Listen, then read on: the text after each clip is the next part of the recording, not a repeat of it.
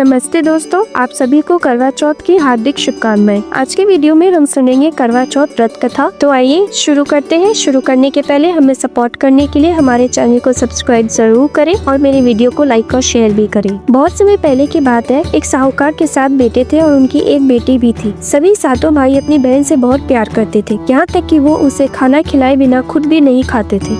एक बार उनकी बहन ससुराल से मायके आई हुई थी। शाम को जब भाई अपना व्यापार व्यवसाय बंद करके घर आए तो उन्होंने अपनी बहन को देखा। सभी भाई खाना खाने बैठे और अपनी बहन से भी खाना खाने का आग्रह किया, लेकिन तब उनकी बहन ने बताया कि उसका आज करवा चौथ का निर्जला व्रत है, वो खाना सिर्फ चंद्रमा को अर्घ देकर ही खा सकती है। तो उसके भाई उससे बहुत प्रेम करते थे, उनसे अपनी बहन को भूख से व्याकुल देखा रह गया। उन्होंने एक उपाय सोचा। उसके भाई नगर से बाहर एक पहाड़ी पर गए और वहाँ आग जला दी। फिर घर आकर अपनी बहन को उस आग को छलनी में दिखाया और कहा, देख बहन, चांद निकल आया है, चल जल्दी दर्शन कर ले और फिर चांद को अर्घ देकर भोजन ग्रहण कर ले। भाइयों की बात सुनकर साहूकार की बेटी ने अपनी भाभियों से कहा, भाभी देखो चांद निकल आया है, आप भी अर्घ देकर भोजन कर लो। अपनी ननद की बात सुनकर भाभियाँ बोली, भाई साहब ये तो आपका चांद है, हमारा चांद आने में अभी समय है। साहूकार की बेटी भूख से व्याकुल थी, वह चांद को अर्घ देकर भोजन करने बैठ गई। जैसे ही उसने पहला ग्रास खाया उसे छींक आ गई। दूसरा ग्रास खाते ही उस पे बाल निकल आया और तीसरा ग्रास अभी खाने ही वाली थी कि उसके ससुराल से बुलावा आ गया कि उसका पति बीमार है और वह जिस भी हाल में हो तुरंत अपने ससुराल पहुँचे।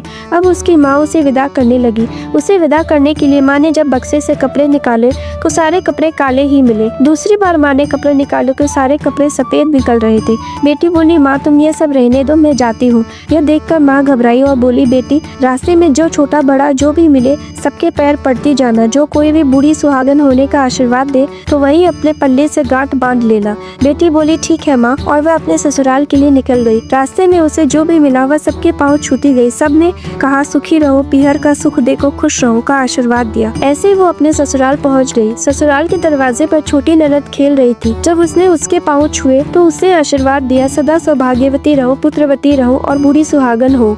यह सुनते ही उसने अपने पल्ले से गांठ बांध ली। घर में अंदर गई तो उसने देखा उसका पति मरा हुआ जमीन पर लेटा है और उसे ले जाने की तैयारी हो रही है। वो उसे देखकर बहुत रोई, बहुत चिल्लाई। जैसे ही उसे ले जाने लगे वह रोती चिल्लाती बोली, मैं इन्हें ले जाने नहीं दूंगी। फिर भी जब कोई नहीं माना तब वह बोली, मैं भी साथ जाऊंगी। जब वह नहीं मानी तो सब बोले, ले चलो साथ में। जब पति को जलाने का समय आया तो वह बोली, मैं इन्हें जलाने नहीं दूंगी। ये देखकर सब बोले, पहले तो पति को खा गई, अब उसकी मिट्टी भी खराब कर रही है। लेकिन वह नहीं मानी। गाँव में परिवार के लोगों ने यह निर्णय लिया कि इसे यहीं रहने दे, इसके लिए एक झोपड़ी बना दो और वह वहाँ अपने पति के साथ उसी झोपड़ी में रहने लगी। वह पति की साफ सफाई करती और उसके पास ही बैठी रहती। उसकी छोटी ननद दिन में 2 बार आकर उसे भोजन दे जाया करती। अब वह हर चौथ का व्रत करती, चांद को अर्घ देती, ज्योति देखती और जब चौथ माता आती तो माता कहती, करवो ले भाइयों की प्यारी बहन, करवो ले घनी बुखारी, करवो ले। तो वो चौथ माता से अपने पति के प्राण मांगती, पर चौथ माता उससे यह कहती कि जब हमसे बड़ी चौथ आएगी तो उनसे मांग लेना। ऐसे एक एक करके सभी चौथ आई और सभी यही कहकर चली गई कि हमसे बड़ी चौथ आएगी तो उससे मांग लेना। इसके बाद अश्विन की चौथ आई। वो बोली, तुझसे कार्तिक की चौथ यानी करवा चौथ माता नाराज है, वही तेरा सुहाग लौटा पाएगी। तू ऐसा कर, करवा चौथ माता के लिए सारे श्रृंगार की तैयारी कर ले और जब वह आए तो तू उनके पैर मत छोड़ना। इसके बाद जब करवा चौथ आने वाली हुई तो उस लड़की ने अपनी छोटी ननद से पूरे श्रृंगार और सुहाग का सारा सामान मंगवाया और करवे भी मंगवाए। उसकी सास ने सोचा, जो मांगती है दे आओ। साहूकार की बेटी ने करवा चौथ का व्रत रखा और चांद निकलने पर अर्घ दिया। चौथ माता की ज्योति करी और जब चौथ माता प्रकट हुई तो वह बोली, करवो ले भाइयों की प्यारी बहन, करवो ले दिन में चांद उगाने वाली, करवो ले घनी बुखारी, करवो ले। तब उसने उनके पैर पकड़ लिए और कहा, माता मेरा सुहाग वापस कर दो। चौथ माता बोली, तू तो बड़ी भूखी है, 7 भाइयों की प्यारी बहन है, तुझे सुहाग से क्या काम। तब वह बोली, नहीं माता, मैं आपके पैर तब तक नहीं छोड़ूंगी जब तक आप मेरा सुहाग वापस नहीं करती। चौथ माता बोली, अच्छा ठीक है, ऐसा कर, चूड़ी दे, बिंदी दे। और एक एक करके उन्होंने उससे 16 श्रृंगार का पूरा सामान मांगा। उसने माता को वह सारा एक एक करके दे दिया। माता ने कहा, लगता है तुझे कोई सिखा के गया है। उसने कहा, नहीं माता, ऐसा कुछ नहीं है। इसके बाद चौथ माता ने अपनी आंखों से काजल निकाला, नाखूनों से मेहंदी निकाली, मांग से सिंदूर निकाला और चुटकी उंगली का छींटा दिया।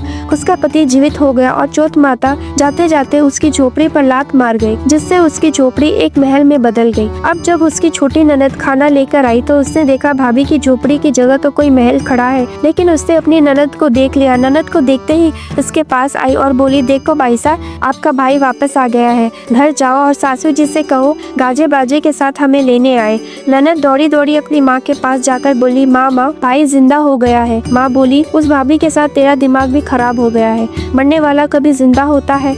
ननद बोली, नहीं माँ, मैंने देखा है, भाई सच में जिंदा हो गया है। भाभी ने गाजे बाजे के साथ बुलाया है। सभी घर वाले गाजे बाजे के साथ अपने बेटे को लेने पहुँचे। बेटे को जिंदा देखकर सासू बहू के पैर छूने लगी और बहू सास के पैर छूने लगी। बहू बोली, देखो माँ, आपका बेटा वापस आ गया। सास बोली, मैंने तो साल भर पहले ही इसे भेज दिया था, वो तू ही थी जो इसे वापस लेकर आई है। ये चौथ को आता, जैसे साहूकार की बेटी के साथ पहले किया वैसा किसी के साथ मत करना, और जैसे बाद में उसे सुहाग दिया वैसे सबको देना। हम सभी पर चौथ माता की कृपा इस तरह बनी रहे। जय चौथ माता। तो ये थी करवा चौथ की कथा। आपको यह कथा कैसी लगी कमेंट करके जरूर बताएं। धन्यवाद।